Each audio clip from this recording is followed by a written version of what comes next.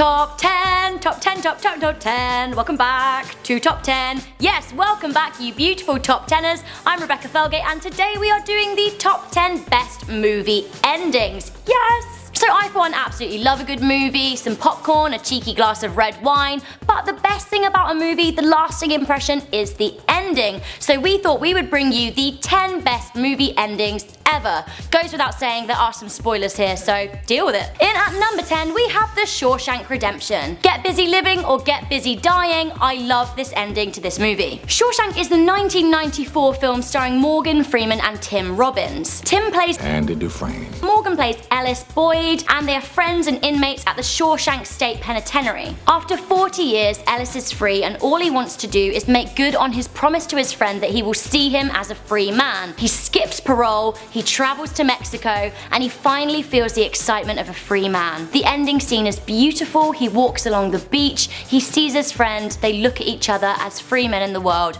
Great ending. Bringing it to the comedy, at number 9 we have Life of Brian. So we all thought that we knew how the crucifixion of Christ went until Monty Python came along and gave it a bit of a comedy rejudge. Now after Jesus and his disciples are crucified, he kinda says, you know what guys, no worries, let's just look on the bright side of life. Then they launch into the now iconic song, always look on the bright side of life, while they're crossing it out. I mean, great movie ending and just great life message. In at number 8 we have the Wickerman. Now I'm not talking Nicolas Cage and the bees, because ho the bees. Oh, no, not the bees! Not the bees! I am talking the original Wickerman. Now this movie is great in general. It is consistently creepy, and there's even a saucy bum dance in it that's both sexy and really weird. As Sergeant Howie investigates a murder on the weird Hebridean island of Summer Isle, we kind of expect things to turn out well for him. What we don't expect is for him to be made into a human sacrifice whilst the villagers dance around him in carnival attire. It's weird, it's creepy, it is an excellent movie ending. Oh, my eyes! Keeping it kind of brutal, in at number 7 we have the ending of There Will Be Blood. Now this is the famous I drink your milkshake bludgeoning scene. I drink your milkshake.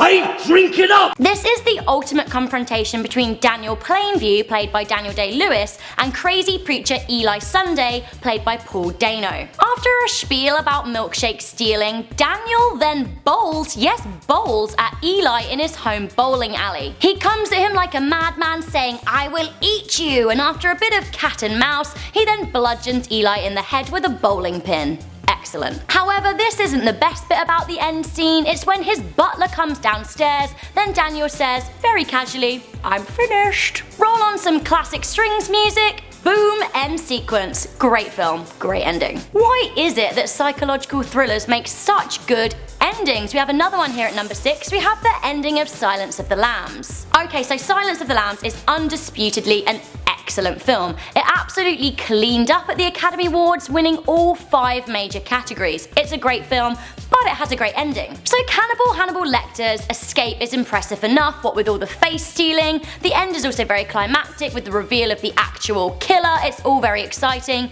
but it's the final scene that clinches it for me. Hannibal has always hated the prison guard Chilton. After his escape, he calls Clarice from the Bahamas and tells her he's having an old friend for dinner. Cue camera pan to Chilton getting off a plane in the Bahamas. It's good wordplay, it's an excellent end to a film. Less face stealing and more bride stealing at number 5, we have the ending of The Graduate. Just some backstory here, the film's about a guy who's just graduated from university. He has an affair with an older woman, but then he falls in love with her younger daughter. Ouch. In the end, graduate Ben, played by Dustin Hoffman, crashes the daughter of his former lover's wedding. He bangs on the glass and says, Elaine! Elaine! And then she's all like, Ben! Ben! And then the two escape the church together. They lock the family in using a crucifix. They run out, she's all in her bride dress. Woo, there they go. They hop on a bus. Everyone on the bus is like, what's going on? This is a great ending. Now for me, the best part of this ending is A, the Simon and Garfunkel backtrack,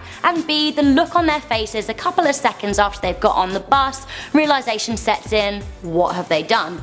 excellent ending. In at number 4, another classic, we have the ending of The Godfather. So The Godfather depicts the relationship between Michael Corleone and his gangster dad. Initially, Michael doesn't want to go into the family business, however, after his father is assassinated, he turns to crime, eventually becoming the Don. Now this last scene is great. He promises his wife Kay that he hasn't done anything wrong, that he's above board. Kay then leaves the room. We can still see into the room. This is excellent camera angles at work. Kay looks in, she sees Michael there, his gangster friends come in, and it becomes immediately clear that he is now the Godfather. An excellent ending, also anticipating parts 2 and 3. Ooh. In at number 3, we have the Fight Club. Blah, blah. All kinds of chaos happens before this ending. Tyler, the product of the narrator's imagination, is killed, leaving the narrator to find his own way. Ultimately, in the final scene, Marla and the narrator hold hands, and they watch as the financial district of New York is destroyed, bombs are detonated. It is incredible. What I really like about this is kind of the moment of calm while there's chaos going around them. I also really like the music. It's the Pixies, Where Is My Mind? This is a great final scene. Close but no cigar, in at number 2 we have Planet of the Apes. Now obviously I'm talking the 1968 original, not the remake, because boo the remake. At the very end of this movie, astronaut Taylor realizes that the alien planet that he and his colleagues crashed into was in fact Earth. Yes, Earth. All this while he was trying to go home, he didn't realize he was already on it, and it was kinda destroyed. He's on the beach, he sees the Statue of Liberty poking out of the sand. When he sees it, he's like, oh no, I'm home. There's some real tension as realization sets in. It's kind of heartbreaking. He screams, and I love this for an end kind of scene, he screams, "You maniacs! God damn you all to hell!" It's a great final scene. Good on him. Okay guys, so we have reached that point in our top 10 best movie endings where we're going to reveal the number 1. What could it possibly be? For me, there's only one winner. It is the ending of Men in Black. Now for me, this is the best movie ending of all time because it opens up a whole load of other questions and imaginatively speculates the expanse of the universe in ways that others haven't done before. Now the movie ends, sure everything's rosy, everything's wrapped up, but then we have some really good zooming out. We zoom out of the street, we zoom out of New York, we zoom out of the world, then we see the world in the universe. We zoom out of that too. Then the universe appears to be a marble, and there's an alien playing with the marble in some kind of foreign but expansive land.